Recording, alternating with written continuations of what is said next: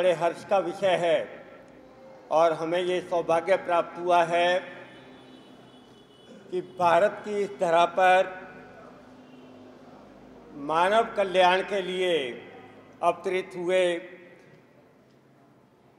ऋषि जी का आज हम ऋषि बोध उत्सव मना रहे हैं। मैं हृदय की गहराइयों से आर्य समाज ए ब्लॉक के सभी पदाधिकारियों का, नरूला जी का, सरदाना जी का और इनके सभी सहयोगियों का आभार व्यक्त करता हूं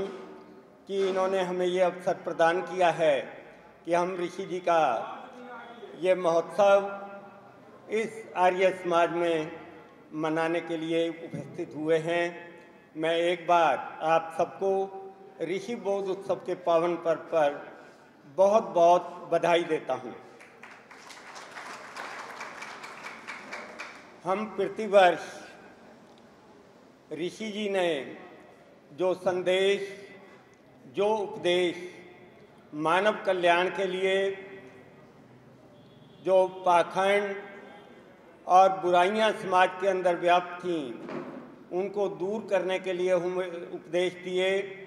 हम ऋषि बोध उत्सव के रूप में मनाते तो हैं, पर मानते कितना हैं ये हम अपने अपने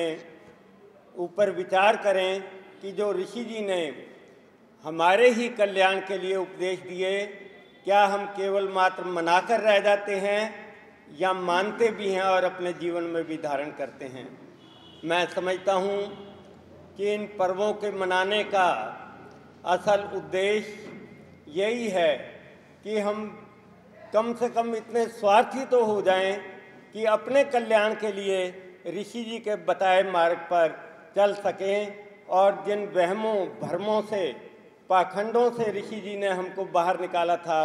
उन पर पूरी तरह से अमल करना शुरू कर दें। तो मैं समझता हूँ कि इस संसार में आया हुआ हमारा जीवन जो है वो सार्थक हो जाएगा। क्योंकि कहते हैं कि अगर हम किसी को उपदेश करते रहें और अपने ऊपर ना डालें तो समझ लीजिए कि हमारा वो दिखावा जो है वो दिखावा बन के ही रह जाएगा, वो मनाना जो है सफल नहीं होएगा। तो मैं परमपिता परमात्मा के श्री चरणों में प्रार्थना करता हूँ कि हमें सबको इतना बल दें,